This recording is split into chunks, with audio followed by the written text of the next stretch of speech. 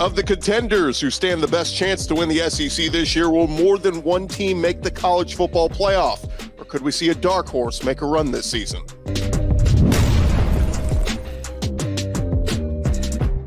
What's up, everybody? Welcome into the Ultimate College Football Preview, brought to you by Game Time. Download the Game Time app, create an account, and use code LOCKEDONCOLLEGE to get $20 off your first purchase. Last-minute tickets, lowest price guaranteed. I'm Chris Gordy, host of Locked On SEC, joined by our fellow Locked On hosts from across the conference. We're joined tonight by Daniel Monroe of Locked On Bulldogs, Jimmy Stein of Locked On Bama, Caroline Fenton of Locked On LSU, and Eric Cain from Locked On Vols. Guys, we will start here. When we're looking at the contenders in the SEC, I think it starts with these four: Georgia, Bama, LSU, and Tennessee. So let's start here. What does your school need to do to win the championship? Daniel, let's start with you. What does Georgia need to do? I think Georgia's path to the SEC championship game is they need to stay injury-free, and they need to play up to the standard of football that they've set for the last couple seasons. It certainly doesn't hurt that we don't have to play Caroline or Jimmy's teams during the regular season. Much has been made about the Georgia schedule, and there's no getting around it. Georgia does have Ole Miss and Tennessee both late in the season. Both of those teams stand to be pretty good. Tennessee probably very good. That game's on the road. I mean, that seems to be the game that's going to decide the SEC East, and so for Georgia, early on, it's about taking care of business. And as we get later in the season, they're going to have to win those big games to get back to Atlanta. Yeah, I think Georgia's going to be just fine. I think I saw a couple of high schools on their schedule this year, so they should be undefeated there towards the end of the season. Jimmy, what does Alabama? What's their biggest game, in your opinion, to get to Atlanta? Well, the biggest game to get to Atlanta is probably the game against LSU. That's late November. It has nothing to do with the SEC standings, but the biggest game on Alabama's schedule, I think, is week 2, the non-conference game against the Texas Longhorns. Only simply that's the tone setter, and it's all about, has Alabama found a quarterback in week 2? If Alabama beats Texas, plays well, and has found their quarterback, then the SEC schedule looks a little different, right? But if you don't have a quarterback, that game doesn't go well. All of a sudden, a lot of SEC games are in play for Alabama. So really, I think that's the one that sort of tips the scales on what happens with Alabama this season. But in terms of getting to Atlanta and in the conference standings, I look at LSU as the biggest challenger, of course, for Alabama in the West. That game is at home in Tuscaloosa in early November. But as Caroline knows, for whatever reason, the home team doesn't always have a ton of luck in the Alabama-LSU game. Visiting teams do pretty well in that series. But that looks to me to be the matchup that may decide who wins the West and goes to Atlanta. Yeah, and at least Alabama gets that Middle Tennessee State warm-up to try to figure out this whole quarterback thing if it's not decided by week 1. Caroline, we saw Brian Kelly in year 1 win the West. Can he do it again? What's LSU's biggest obstacle this year? I think it lies in, can this offense be as consistent and just flat out good as it was in its three-game stretch of the season, its best 3 games of the season, that stretch of Ole Miss, Florida, and Alabama. That's when you really saw everything come together. That's when you saw Jaden Daniels have a certain sense of confidence that we didn't see at the beginning of last season. That's when this offensive line was really finding its stride. You had good chemistry between those 5 guys up front. The offense took some time, which was to be understood. A new head coach, a new offensive coordinator. You have a quarterback transferring in. You've got 2 true freshmen on the outside of the offensive line. There was a lot of figuring out that this offense had to do, this whole team had to do this past season, but specifically the offense. So if the offense can start off this season where it left off this past season, where Jaden Daniels can take a step forward in year 2, where this offensive line can take a step forward in year 2, how the tight ends are being utilized, how we saw with Mason Taylor this past season. If all of that can start where it left off, I think this team is in good shape. But if you're still going to take your time settling into this season, the schedule doesn't really allow you to do that. You start off with Florida State, another preseason top 10 team. LSU doesn't have the luxury of playing, a high school team like Georgia, or maybe start off the season with Middle Tennessee State like Alabama does. So they got to get things figured out quickly, but I think it all lays in that offense. Yeah, only 2 schools in the SEC bring back their head coach, offensive coordinator, and starting quarterback, and that's LSU and Vanderbilt of all schools. So going to be interested to see with that continuity. Eric, Tennessee, kind of that team, second-tier team in the East that everybody thinks. They're looking at that Georgia game saying that's the game, but how does Tennessee get to Atlanta this year? Yeah, I mean, it's all about the quarterback. You saw how effective Josh Heupel's offense has always been with a quarterback that's, producing and being efficient, and you saw the last 2 years with Hendon Hooker. But for Tennessee, it's all about Joe Milton. If he can, maybe not play up to the level of Hendon Hooker, but play efficiently and, minimize the turnovers and be accurate with the football. And, Tennessee will go as Joe Milton. But when you look at the schedule, of course, kind of like Jimmy was saying with week 2 with Texas, of course, this is an SEC game, but week 3 at Florida, it's going to be huge for Tennessee, a place Tennessee hasn't won since 2003. You got a win over Florida last year, which was obviously big. And if there's ever a year to win down in the swamp, it better be this year, right? Because Florida's not going to be down for much longer, in my opinion. But this is a very winnable game for Tennessee. That's coming in week 3. Of course, South Carolina in week 4 is going to be, or week 5 is going to be huge. A&M at home.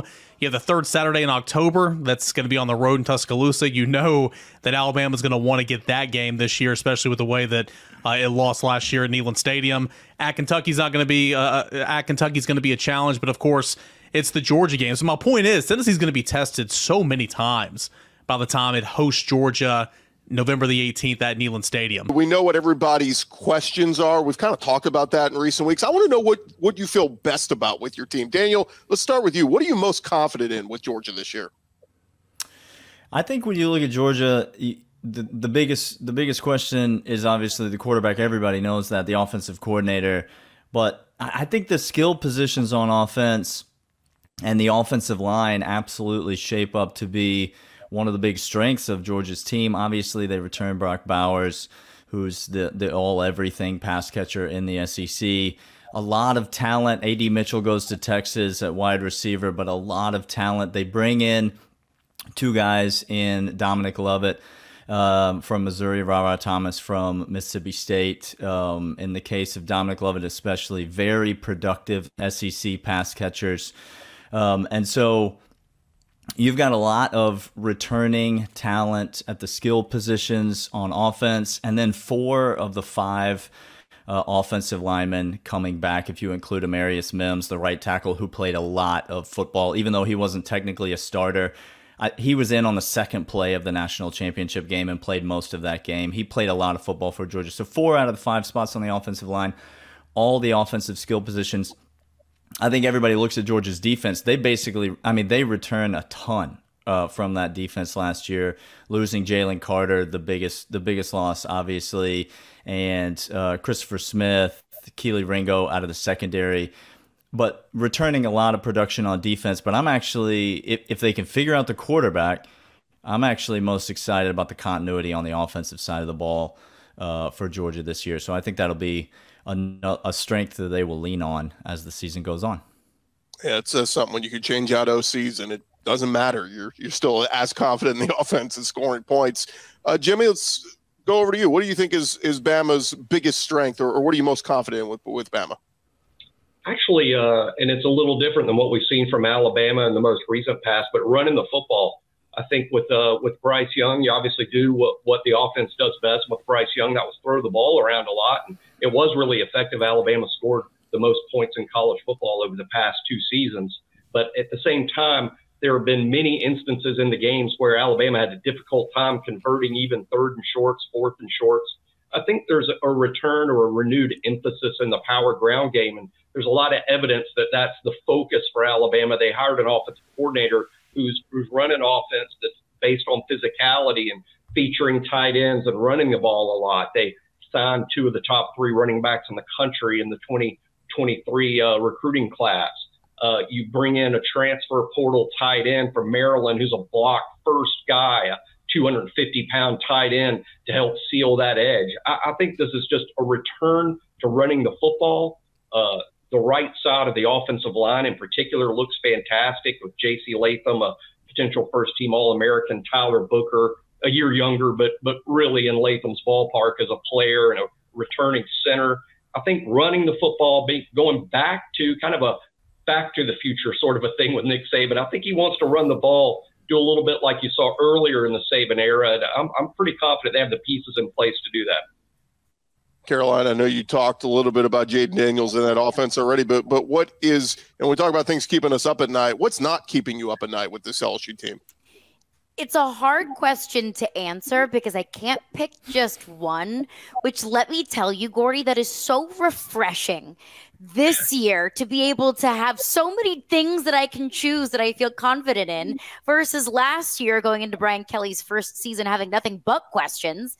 But I would say I'll pick one offense and one defense. Defensively, it has to be the front seven. I mean, you've got Mason Smith returning from injury. He tore his ACL in the first game of the season against Florida State last year, returning him, poised for a breakout season. You have Mekhi Wingo returning, who stepped up when Mason Smith went down with an injury last year. He has emerged as a leader on the field, off the field, and has been a force on the defensive line. Of course, returning Harold Perkins, who I believe is going to be one of the best, if not the best, defensive player in college football this year. And then you bring in Omar Spates, a 4-year starter at Oregon State on the defensive line. You've got Ovie Ogufo transferring in from Texas, who actually spent the beginning of his career at Notre Dame with Brian Kelly, who's coming in, who's likely slated to fill in that Jack linebacker position, filling B.J. Ojolari's spot. So you've got a whole lot of experience on that defensive line, and there's a whole lot of guys that are proven and also poised to do even more this year. Harold Perkins filling in into kind of that will linebacker spot. Mekhi Wingo, now that he's a certified starter, I'm excited what they can do and build upon in year two. And I know that Mason Smith is going to be coming back hungry after sitting out the entirety of the season last year with a torn ACL. I think if I have to choose one offensively, it's probably the run game. And it's really for no reason other than this room is stacked. They've got so much depth. Returning Noah Cain, Josh Williams, Armani Goodwin, and John Emery. You're adding Trey Hawley, a 4-star running back from Louisiana, into the mix. You're also adding Logan Diggs from Notre Dame into the mix. You've got so many options. You've got a whole lot of depth. So I'm excited to see what offensive coordinator Mike Denbrock does with the run game, how they kind of use this running back by committee, and how they're able to utilize this depth to their advantage. Because that's something that Brian Kelly has emphasized so much, is the difference between this LSU team being a national title contender and not is depth. Eric, we'll jump over to you. We're talking not what's keeping us up at night, but what we're most confident in. What are you most confident in with Tennessee this year? You know, it's funny. You lose the Blitnikoff Award winner in Jalen Hyatt. You lose Cedric Tillman, who was a 1,000-yard receiver in 2021. And you would think that you're going to take a step back at receiver, but I think Tennessee's receivers are going to be really good this year. You have Brew McCoy, who had over 800 yards receiving a season ago. Ramel Keaton, who is getting a whole lot of offseason praise. You've got Squirrel White, who showed up really big in the Orange Bowl and some other games last year. And then, of course, you bring in Dante Thornton, who gives you a different dynamic in the slot, long, explosive. And Tennessee pretty much has 4 starting receivers, and they only play 3. And so I think there's a whole lot of confidence in the wide receivers. But as I mentioned earlier, it's all about the quarterback. And you got to have a quarterback that can play efficiently and get the football out there. But I think Tennessee's wide receivers are going to be a strength for Josh Heupel this season. Could someone make a dark horse run this season in the SEC? We're going to tackle that next on the Ultimate College Football Preview on Locked On SEC. First, I want to remind you guys this episode is presented to you by our friends over at LinkedIn Jobs. Look, these days, every new potential hire can feel like a high-stakes wager for your small business, and you want to be 100% certain that you have access to the best qualified candidates available. That's why you got to go check out LinkedIn Jobs. LinkedIn Jobs helping you find the right people for your team faster and for free. It's very simple. You go to their website, you post your job for free, you add the purple hashtag hiring frame to your LinkedIn profile. That's going to spread the word that you're hiring. And then they offer simple tools like screening questions, going to make it easy for you to focus on the candidates with just the right skills and experience so you can quickly prioritize who you want to interview and hire. It is why small businesses rate LinkedIn Jobs #1 in delivering quality hires versus leading competitors. LinkedIn Jobs helping you find the qualified candidates you want to talk to faster. Post your job for free at linkedin.com/lockedoncollege. That's linkedin.com/lockedoncollege. Go post your job for free. Terms and conditions apply. We've talked about the 4 favorites, but what about the rest of the conference? We bring in the rest of our Locked On hosts: Zach Blackerby of Locked On Auburn, Lance Dawe of Locked On Kentucky, Andrew Stefaniak of Locked On Aggies, John Nabors, Locked On Razorbacks, Andrew Lyon, Locked On Gamecocks, Brandon Olsen, Locked On Gators, Stephen Willis, Locked On Ole Miss, and John Miller, Locked On Mizzour. It is quite a haul we have here. Zach, I want to start with you.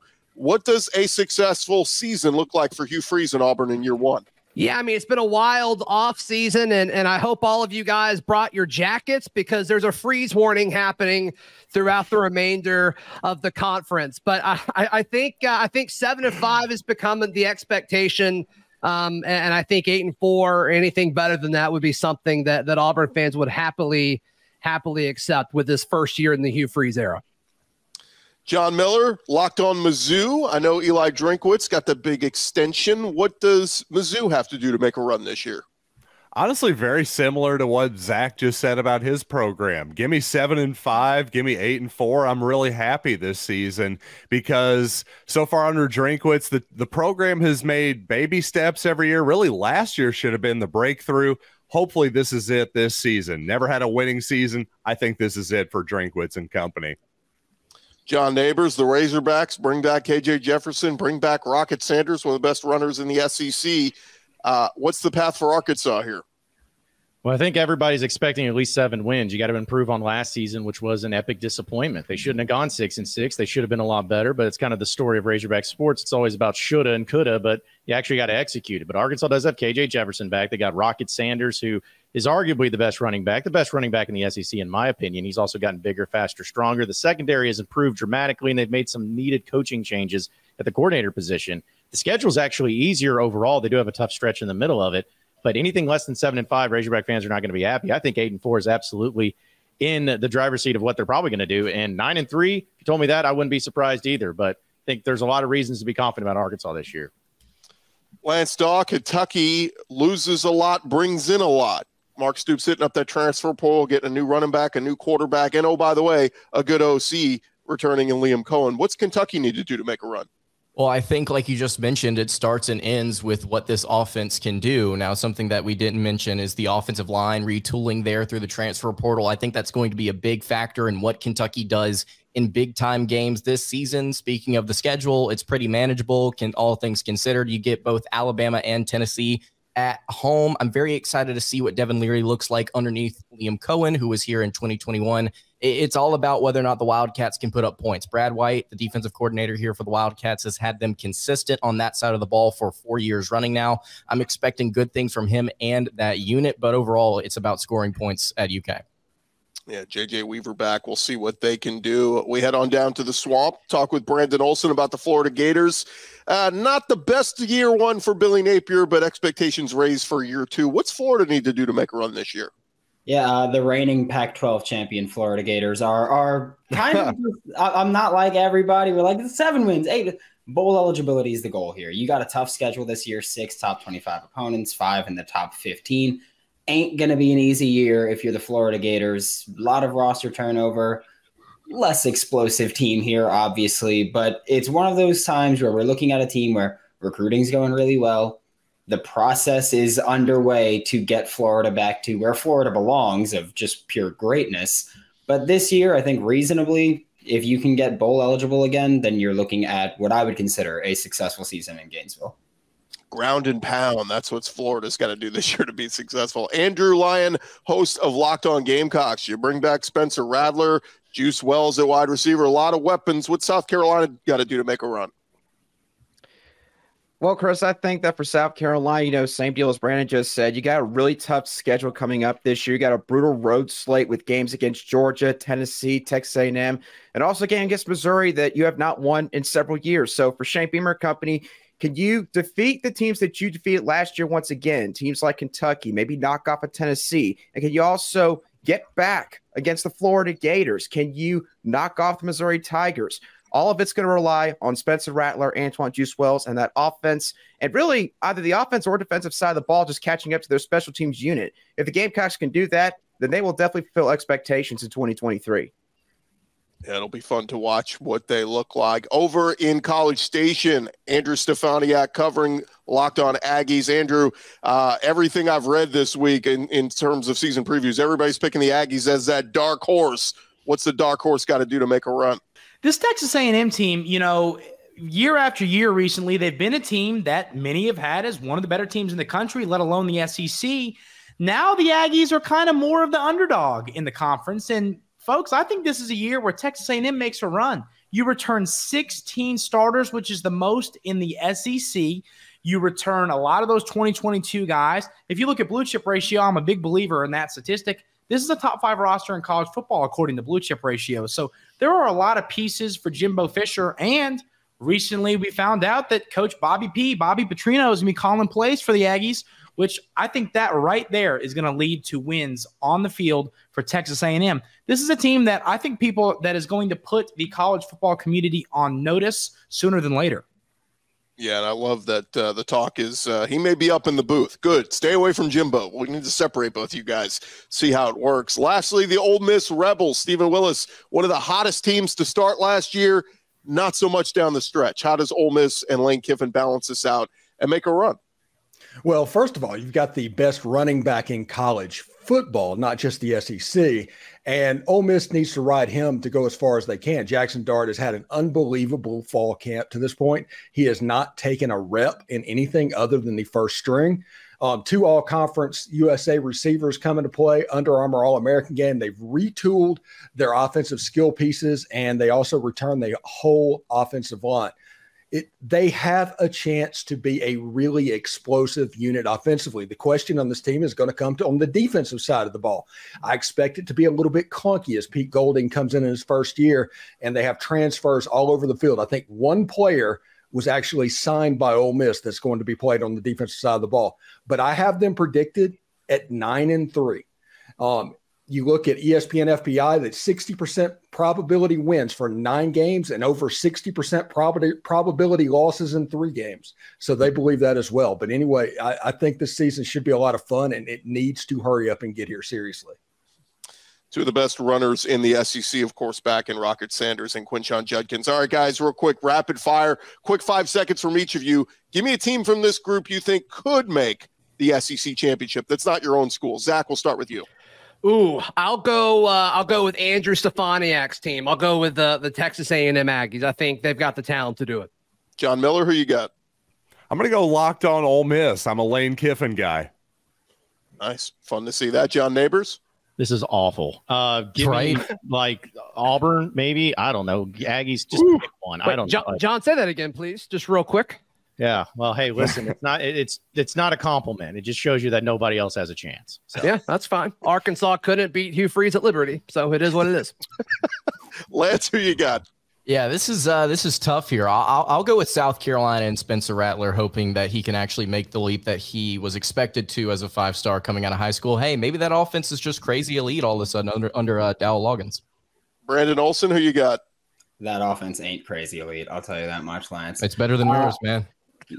Debatable because, well, winning. So I will say I think I'm going to give it to Auburn, mainly because I think their schedule is not incredibly tough this year. And so I think that gives them a little bit of a leg up there. But not super confident about any of us that are out here right now that are going to be in that one, especially not Texas A&M. Hugh Freeze getting the benefit of the doubt. Andrew Lyon, who from this group can make it? I'm not just returning the favor, Lance, but give me Kentucky. Mark Stoops and the Wildcats are going to surprise a lot of people this fall. Andrew Stefaniak, who you got? I want to say Arkansas. I don't love to say it, but that's who I'm going with. I like the Razorbacks this year. Stephen Willis, nobody's picked the Florida Gators. Who you taking? Yeah, I mean, I can't vote for myself, so I guess I would give it to John Nabors and the Arkansas Razorbacks. Very nice. We will see when this thing plays out, guys, who can make that run. There's always a surprise every year in the SEC. We'll see if that is this year. Thank you guys so much for your time. All right, will the SEC have playoff representation this season? That's next on the Ultimate College Football Preview on Locked On. But first, this episode is presented to you by our friends over at Bird Dogs. Look, Bird Dogs, they are doing their job, making you look good with their stretch khaki shorts designed to fit slimmer through the thigh and the leg to give you that truly sculpted look throughout these summer months. Bird Dog shorts do the exact same thing as Lululemon, but they fit way better. They fit better than regular shorts that are made of that stiff, restricting cotton. Bird Dogs fixing that issue. They got that cloud knit fabric that looks just like khaki, but it stretches so you get the way slimmer fit without having to sacrifice movement. And of course, they use an anti-stink, sweat-wicking fabric. Look, we're all sweating right now. It's 100 degrees across the South. Bird Dogs is taking care of you. So go check them out. Go to birddogs.com/lockedoncollege. Use our promo code LockedOnCollege. You will get a free white tech hat with your order. That's birddogs.com/lockedoncollege. Use our promo code LockedOnCollege. You will get that free white tech hat. You won't want to take your Bird Dogs off. We promise you that. Go check them out. birddogs.com/lockedoncollege. Who from the SEC is going to make the college football playoff this year? We know the SEC will have one. Why? Because they always have at least one. We've had a couple years where we've had two. How many will they get in, and who will those teams be? We go back to our expert panelists of the favorites in the East and the West this year. We start with Daniel Monroe, host of Locked On Bulldogs. Daniel, who from the SEC is getting into the playoff this year? How many teams? Is it one? Is it two? How are we doing? Yeah, I think I've gone back and forth on this as I have thought about it. We are going to, this will be the last year of the 14 playoff, and Alabama was so close to being the first two-loss team to make it in to the playoff last year. And I really think for there to be two SEC teams in the playoff this year, there's going to need to be a two-loss team in it. I don't see necessarily two teams the way that we had in 2021, for example, with Georgia and Alabama meeting in the SEC championship game, both teams undefeated in what amounted to be basically just a seeding game in the playoff. I don't see that happening this year. Jimmy already mentioned Alabama's schedule. We've already talked about Caroline's, and LSU's schedule. We've already talked about Georgia's lack of a schedule. Tennessee's got a brutal schedule. And so, I don't necessarily, other than Georgia, you'd be hard-pressed to just bet your house on one of these other three teams that we're talking about, no matter how good they are, getting to Atlanta at 11-1 or better. And that's ultimately, I think, what it would take. And so if I had to bet on a two-team playoff scenario, it would definitely be an undefeated Georgia losing the SEC championship game to a one-loss LSU or Alabama, who, maybe Alabama loses to Texas early in the season, and then most of the SEC beats Georgia. Maybe, the same thing with LSU with the Florida State game, and then, all of that's forgotten by the time they get to Atlanta. So that scenario is definitely possible. I personally don't see it happen. I think it'll be a one-bid league for the SEC, and in my completely unbiased opinion, that team will probably be Georgia. No bias there taken. It is interesting with Ohio State and Michigan ranked preseason as high as they are. God, even if they both end up with one loss, one beats the other, it feels like they're both getting in again. But again, if Alabama and Georgia, with them being ranked so high, if both of them are sitting there either undefeated or with one loss apiece in the SEC championship game, you got to think both those teams are in, no matter the results of that game. Jimmy, where are you? How many SEC teams are we getting in, and who is it in the playoff? Well, the SEC's had a team in every year. I don't think that's going to change at all. And I agree with a lot of what Daniel was saying. I think Georgia is someone you could sort of pencil in. I think they have not the toughest schedule. It's been a lot of the talk this offseason. But at the same time, I think that schedule, by the way, isn't so tough relative to Georgia. I wonder if Purdue was playing the same schedule, if they would say, hey, this is a cakewalk. I doubt that. But I think Georgia has a great chance to finish the regular season undefeated. I do think the game in Knoxville is going to be very challenging. But if Georgia goes into the SEC championship game undefeated, it's very difficult to imagine them not being in the playoff regardless of what happens. As to whether a second SEC team could get in, I think there are pitfalls out there for the Tennessees, for the LSUs, and for the Alabamas. I think it's going to be imperative that you get to the SEC championship game with only one loss before you play a team as talented as Georgia. I don't know if that's going to happen, but I will say this. I think the winner of Alabama LSU is probably one of the best 4 teams in college football this season. I just don't know if that's going to get you in the playoffs. So I'm going to say 1, but the winner of the LSU-Alabama game is going to have an excellent chance. Yeah, it's a great point. It does feel like that's almost a de facto playoff game between LSU and Alabama. We'll see what both those teams look like when we get there. Caroline, in your mind, who from the SEC gets into the playoff, and is it 1 or 2 teams?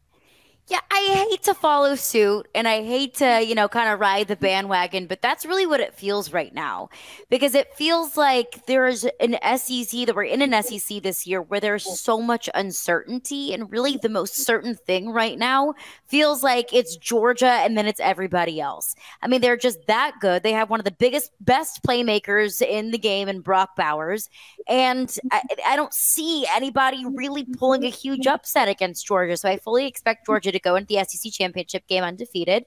And even if they do lose that game, I still think that Georgia deserves a bid to the college football playoff, and I think that they would get one.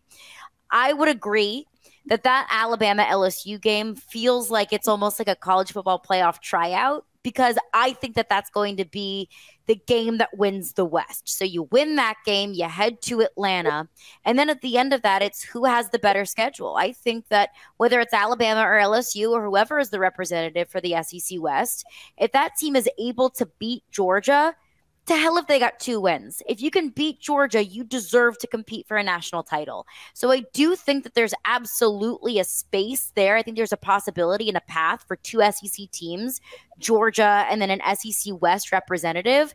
But with so many question marks and so much uncertainty surrounding a whole lot of teams in the West, Alabama included, I wouldn't be surprised to see the West kind of beat up on one another and almost eliminate themselves from contention. So I'd put my money on just Georgia, but there absolutely is a path there for 2 teams if they're able to upset Georgia in the SEC championship game. Yeah, and it's great to pivot to Eric here, because, look, you guys talking about Bama was maybe trying to get in as the first 2-loss team. We were making a case down the stretch of last season for Tennessee, going, if Tennessee wins out, they're going to get in. They went and laid a turd at South Carolina. We know how that worked out. But, Eric, how many SEC teams are getting in the playoff this year? Yeah, again, I hate to follow suit, but going 3rd and 4th in line here, I mean, I can't add much more to what these guys have already said. When you start in the East, I think Georgia's got a very good chance of going undefeated. Obviously, the game at Tennessee, it's going to be huge. Georgia's going on the road to Neyland Stadium. What does Georgia look like at that point? You'd expect them to be pretty good, but again, what does Tennessee look like at that point? How has Joe Milton progressed throughout the season as being the starting quarterback? Has Tennessee dropped a game or 2 by that point in time? We'll see. I think that's the biggest game for Georgia heading into the SEC championship, and I believe they'll go on. So if I'm betting on a team from the SEC going to the college football playoff, which I believe the SEC champion will go to the college football playoff, and I think it'll be Georgia. And again, to kind of piggyback off, what everybody else said, if somebody were to beat an undefeated Georgia in the SEC championship game, whether they have 1 loss in the SEC West and LSU and Alabama, I think that team would be deserving, especially with the schedule and the RPI and all that type of stuff that it'll have on its resume. I think that team would be deserving as well. So I'll say Georgia. And again, obviously November the 18th at Neyland Stadium is going to be huge in that, and Tennessee can, try to wreck that a little bit. But I'll say Georgia, and then I think there is a path for the winner of the SEC championship game if you do beat Georgia. I'll give you this, guys. I think 2 SEC teams and 2 Big Ten teams get in. I think the Big 12 gets left out, the Pac-12 gets left out, and we just keep this thing rolling. We'll see how Pac-12's getting left out of everything. They are. Football. Sorry, They're guys. getting left out of football. Final What's year. the Pac-12? What is that? Y'all are going to have to catch me up. What's the Pac-12? That's for another time, Jimmy. Thank you guys so much for your time, and appreciate it.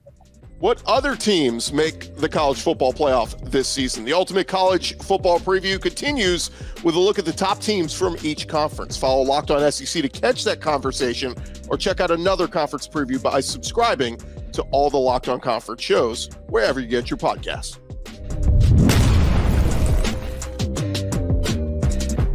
Now that you know who the players are for the SEC, join me, Caroline Fenton, as we break down who makes the college football playoff and who will ultimately win it all.